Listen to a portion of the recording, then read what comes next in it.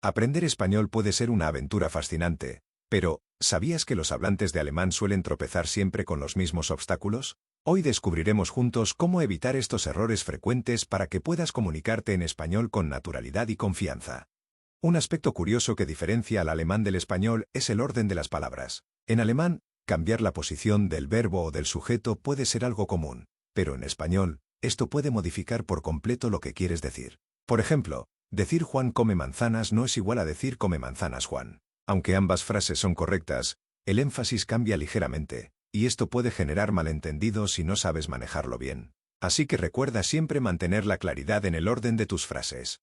Otra dificultad clásica para quienes hablan alemán es utilizar correctamente el género de los sustantivos en español. ¿Por qué la palabra mesa es femenina y libro masculino? En español no existe una lógica única para ello, y esto lleva a errores frecuentes como decir el mesa o la libro. Para evitar esto, presta atención a los artículos desde el principio y memoriza cada sustantivo junto a su género correspondiente, creando así buenos hábitos desde la base.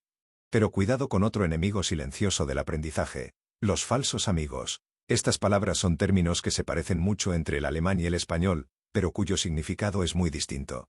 Por ejemplo, la palabra española embarazada no significa avergonzada, aunque suene muy parecido al alemán embarrassed. En realidad, significa schwanger. Así que cada vez que aprendas nuevas palabras, verifica siempre su verdadero significado en español para evitar situaciones confusas.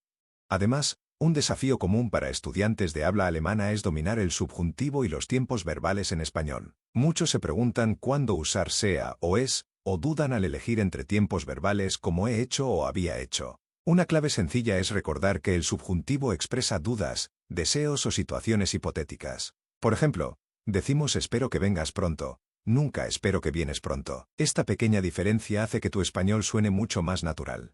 En resumen, para dominar el español si vienes del alemán, recuerda estos 4 puntos clave. Vigila el orden de las palabras en tus oraciones, aprende desde el principio el género correcto de cada sustantivo, identifica claramente los falsos amigos más frecuentes y practica el subjuntivo con ejemplos cotidianos que reflejen deseos o situaciones hipotéticas.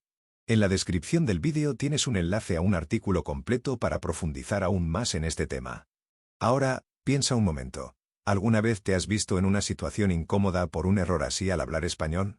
Cuéntame tu experiencia o déjame tus dudas en los comentarios, y sigamos aprendiendo juntos.